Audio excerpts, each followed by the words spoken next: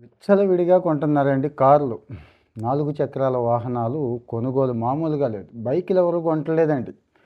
రీసెంట్‌గా వచ్చిన data last 50 days డేటానండి. ఏది జీఎస్టీ కొనుగోళ్ళు వగైరా అన్నీ చూసుకున్నా కానీ, సరే జీఎస్టీలో ఎక్కువ కొనేసారని చెప్పుకున్నా, లాస్ట్ 1 ఇయర్ నుంచి కూడా ట్రెండ్ అలాగే ఉందండి. 70% పెరిగినాయండి కార్లు కొనుగోళ్ళు. 70% అంటే గతంలో 10 కార్లు కొంటే ఇప్పుడు 17 కార్లు కొన్నారన్నట్టు.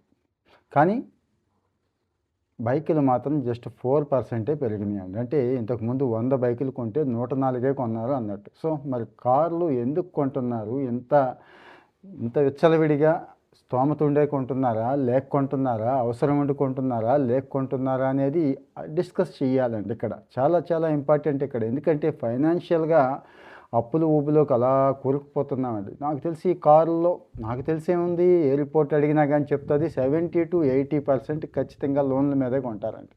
మరి లోన్ మీద కొంటున్నప్పుడు కనీసం జాగ్రత్తలు తీసుకున్నారా? అంటే మన స్తోమత ఏంటి? ఇవన్నీ చూసుకున్నారా? అప్పులు ఊబిలో కూరుకుపోకుండా చూసుకున్నారా? మనకి ఏ కార్ మోడల్ ఫిట్ అవుతుందనేది చూసుకున్నారా? దీనికేం పెద్ద ఎక్స్‌పర్ట్ అక్కర్లేదండి.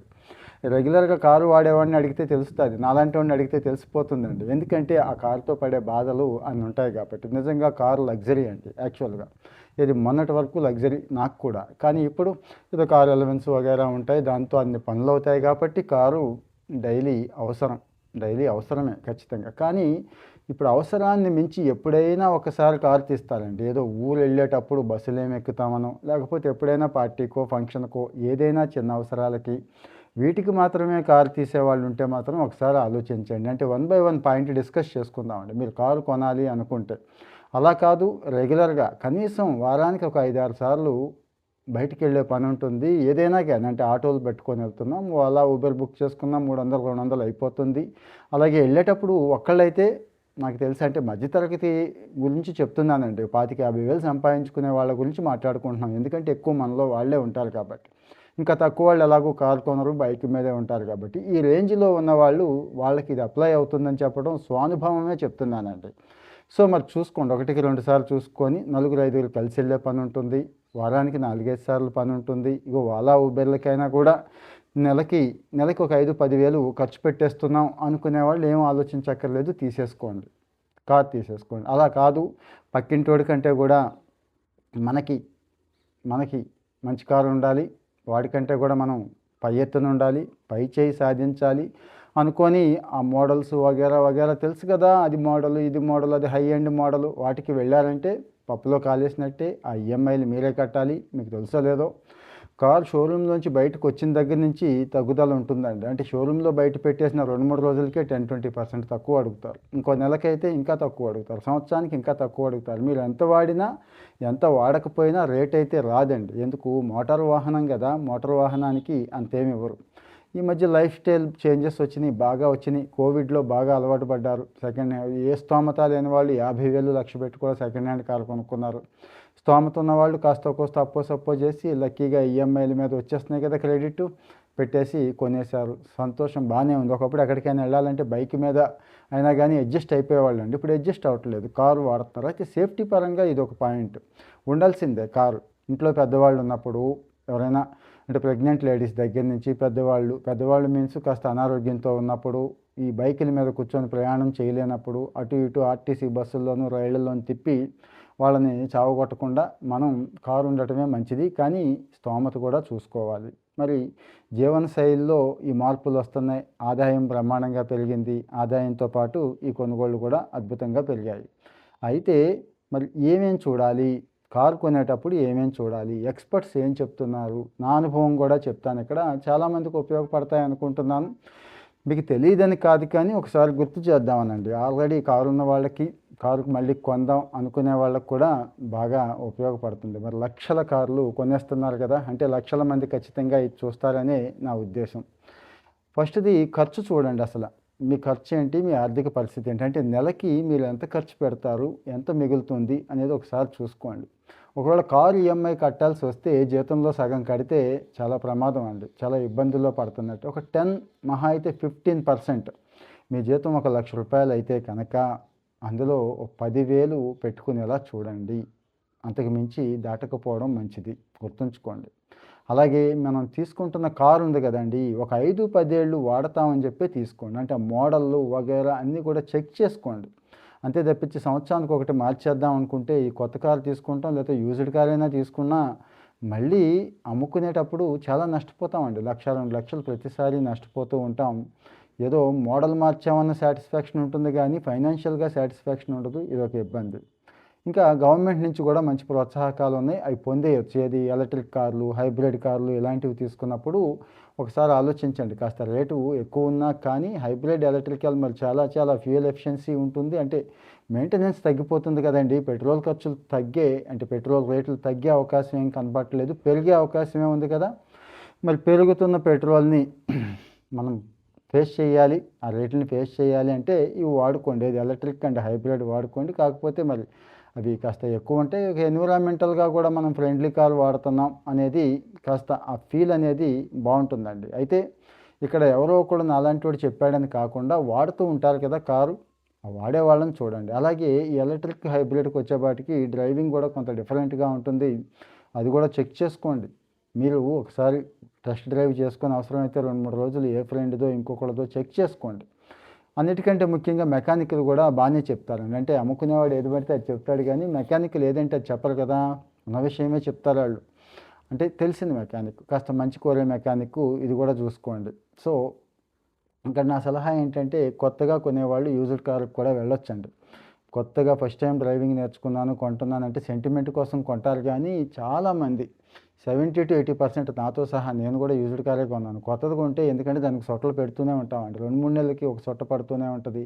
ఎంత ఇన్సూరెన్స్ ఉన్నా క్లెయిమ్ చేసుకోలేని పరిస్థితి, ఈ బాధ ఉంది కాబట్టి ఇది గుర్తుంచుకోండి. ఇక ఇన్సూరెన్స్ అండి. ఇన్సూరెన్స్ ఖచ్చితంగా చేయించాల్సిందే. రోడ్డు ఎక్కనివ్వరు కదా ఇన్సూరెన్స్ లేకపోతే. అయితే ఇక్కడ ఒక మెలిక ఉంది. ఈ ఎక్కడైతే కారు కొంటున్నామో అదే షోరూంలో ఇన్సూరెన్స్ ఎక్కువ ఉంటుంది. కావాలంటే చెక్ చేసుకోండి మీరు. బయటికెళ్తే తక్కువ ఉంటుంది. సో 3-4 కంపెనీలు చూడండి. ఇబ్బంది ఏమీ లేదు. మంచి ఏజెంట్లతో మాట్లాడండి. బయటికెళ్ళాక కూడా చేయించుకోవచ్చు. అది ప్రమాదం ఏమీ లేదు. సో బయటికెళ్ళాకే తీసుకోండి. అలాగే యాడ్ ఆన్స్ ఇంపార్టెంట్ అండి. ఏది ఎప్పుడైనా నీళ్ళల్లో మునిగిపోవడం దగ్గర నుంచి రిటర్న్ టు ఇన్వాయిస్ ప్రొడక్షన్ అంటారు ఇలాంటివి. అలాగే డ్యామేజ్ కవరేజీలు, కీ ప్రొటెక్షన్ ఉంటుంది. 0% డిప్రిసియేషన్ ఉంటుందండి. ఇలాంటివన్నీ ఒకసారి చూసుకోండి ఇన్సూరెన్స్ తీసుకునే టైంలో. కార్ ఇన్సూరెన్స్ కాకపోతే ఇన్ని కావాలనుకున్నప్పుడు మరి రూ. 4 ప్రీమియం ఎక్కువే ఉంటుంది. ప్రీమియం ఎక్కువ ఉన్నా పర్వాలేదు. ఓకే. తీసుకోండి. ఎందుకంటే మనం పెట్టలేమండి. 25,000-50,000 సంపాదించేవాళ్ళు ఏదైనా అయితే మళ్ళీ 25,000-50,000 రూ. 1,00,000 కారు ఒక్కోసారి అయిపోతుందండి. అంత కూడా అయిపోతుంది రిపేర్లకి. పెట్టలేం కాబట్టి ఇది ఉండాల్సింది. అంటే ఇది కూడా కలిపి ఇంత అవుతుందని కారు లెక్కేసుకోండి. అంటే కారు 5,00,000, 6,00,000 లెక్కేసుకొని మళ్ళీ ఇది అడిషనల్‌గా పెడుతున్నామని కాకుండా ఇది చూసుకోండి. ఇంకా అలాగే ఎలాగో ఖచ్చితంగా మనం రుణానికి వెళ్తాం. వడ్డీకే తీసుకుంటాం. ఈఎంఐ కట్టినా ఏది చేసినా కానీ మరి 1-2 సార్లు చెక్ చేసుకోండి. అన్ని బ్యాంకులు ఇస్తాయి. కానీ అన్ని బ్యాంకులు ఒకే రేటు కాదు. మీకు అక్కడ తెలుసున్న దాన్ని బట్టి, మీ అకౌంట్‌ని బట్టి, మీ అకౌంట్ స్టేటస్‌ని బట్టి, ఆ మేనేజర్ తెలిసిన దాన్ని బట్టి, ఎవరితోనైనా తెలిసిన వాళ్ళతో చెప్పించుకోవడాన్ని బట్టి ఒక పర్సెంట్ తగ్గిస్తారండి. ఇబ్బంది ఏమీ లేదు. ఒక పర్సెంట్ తగ్గిస్తారు. ఇక్కడ 1% కోసం అంతా ఆరాటపడాలా అని మీకు అనిపించవచ్చండి. లేదు చెప్తాను చూడండి, జాగ్రత్తగా చూడండి. సపోజు మనం ఒక 10 లక్షలు తీసుకున్నాం అనుకోండి. 10% అనుకోండి వడ్డీ రేటు అనుకోండి. 5 ఏళ్ల కాల వ్యవధికి తీసుకుంటే మనం కట్టే వడ్డీయే 5 ఏళ్లలో 2.75 lakhs అండి. 2,75,000 కడతామండి. అదే 9% అంటే 1% వడ్డీ తగ్గించినా కూడా 2,45,000 మాత్రమే కడతామండి. 1% అనుకుంటున్నాం కానీ 30,000 అండి. మరి 30,000 చిన్న విషయమా? 10 లక్షలు తీసుకునేటప్పుడు పెద్ద విషయం కదా! అయితే ఇక్కడ బేరం ఆడుకోవాలి జాగ్రత్తగా. మళ్ళీ ఇక్కడ ఇంకో కిటుకుంది. ఆ ప్రాసెసింగ్ ఫీజులని ఇలాంటి కనపడని ఛార్జీలు, హిడెన్ ఛార్జీలు లేకుండా చూసుకోండి దయచేసి. అలాగే మరి కారు కొంటున్న వాళ్ళు ఆల్రెడీ కొనేసిన వాళ్ళు కొనేశారు. ఇంకా కొంటారు కదా! వాళ్ళ కోసమే చెప్తున్నాను నేను. కొన్న వాళ్ళకి కూడా కొన్ని పాయింట్స్ ఉపయోగపడతాయి. నా అనుభవంలోంచి కూడా చెప్తున్నానండి. డీలర్ దగ్గర కొన్నప్పుడు యాక్సెసరీస్ బిగించుకుంటాం కదండీ! అడిషనల్ యాక్సెసరీస్ చాలా ఉంటాయి. సీట్ కవర్స్ దగ్గర నుంచి, అద్దాల దగ్గర నుంచి ఇంకా చాలా 1, 2 అంటే మినిమమ్ కొన్ని అయితే ఉండాలి. డైరెక్ట్‌గా కారు తెచ్చుకొని వాడుకోలేం. కానీ ఇవి అక్కడ ఎక్కువ రేటు ఉంటాయండి. గుర్తుంచుకోండి. అదే రేటుకి కొనాలి. చచ్చినట్టు కొనాలి. ఆడైతే రేటు తగ్గించడు. అదే బయటకొస్తే ఏది ఫ్లోర్ మ్యాట్స్ దగ్గర నుంచి, డోర్ల దగ్గర నుంచి, ఆటోమేటిక్ లాకింగ్ సిస్టమ్స్ కానీ ఇవన్నీ బయట కూడా బాగా చేసేవాళ్ళు ఉంటారండి. కాస్త మంచి రేటింగ్ వగైరా ఉన్నాయి చూసుకొని అక్కడ వేసుకోండి. అలాగే గార్డ్స్ వేసుకోవడం మర్చిపోవద్దు. ఎందుకంటే ఈ మధ్య డ్రైవింగ్ సెన్స్ ఉండట్లేదు ఎవడికి కూడా. బైకోడో ఎవడో ఒకడు వచ్చి నన్ను కూడా వచ్చి గుద్దుతూనే ఉంటారు. పోతాడాడు ఏం అనలేము. రోడ్డు మధ్యలో ఆపి గొడవ పెట్టుకోలేము. వాడికేమో సంస్కారం ఉండదు. రకరకాల మనుషులు ఉంటారు కదండి. సో గార్డ్స్ పెట్టుకుంటే అంటే సైడ్ నుంచి గుద్దినా కానీ మీకు తెలుసు కదా పీవీసీ ఉంటాయి. బ్యాక్ నుంచి గుద్దితే మెటల్, ఫ్రంట్ ఇలాంటివి ఉంటాయి కదండి. ఇవన్నీ కూడా పెట్టుకోగలిగితే కాస్తో కోస్తో సేఫ్ సైడ్ ఉంటాయండి. సో మరి ఇవన్నీ ఈ ఉపకరణాలు అంటాం కదా, ఈ యాక్సెసరీస్ అన్నీ కూడా దయచేసి బయట వేయించుకోండి. ఎందుకు తక్కువగా ఉంటాయండి. సో మరి ఇవి కూడా ఎక్కడ తక్కువకు వస్తున్నాయి ఏంటి అనేది చూసి వేయించుకోండి అని చెప్పడం నా ఉద్దేశం. అసలు ఇదంతా ఎందుకు చెప్పాల్సి వచ్చిందంటే కార్లు విచ్చలవిడిగా కొంటున్నారు, బీభత్సంగా కొంటున్నారు. ఈ మధ్య కొనేశారు బాగా అని చెప్పి అన్నారండి. అందుకోసమే అదే రిపోర్ట్స్ చెప్తున్నాయండి, ఫేమస్ రిపోర్ట్స్. మరి అలా చెప్తున్నప్పుడు మనం కొన్ని విషయాలు మాట్లాడుకుంటే మీకు ఉపయోగపడతాయి కదా, అది కూడా నాకు కూడా ఉపయోగపడతాయి. నేను కూడా కొన్ని కొత్త విషయాలు తెలుసుకుంటాను. ఆల్రెడీ నా అనుభవంలో ఉన్న విషయాలు మీతో షేర్ చేశాను. సో మరి దయచేసి చూసేసి వదిలేయకుండా ఎవరికి ఉపయోగపడుతుందో వాళ్ళకి షేర్ చేస్తే ఇలాంటి విషయాలు అన్నీ రెగ్యులర్గా మాట్లాడుకుందామండి. మనం ఏ ప్రమోషన్స్ వగేరా ఏమీ చెయ్యం, ఒక సోషల్ కాజ్ కోసమే చేస్తున్నామండి. సో మరి మీకు బాగున్నాయి, వీడియోస్ బాగున్నాయి అనుకుంటే కాస్త షేర్ చేయండి. ఎవరైతే కారు కొనుక్కోవాలనుకుంటున్నారో, ఎవరికైతే కారు ఉందో వాళ్ళకి షేర్ చేయండి. Thank you.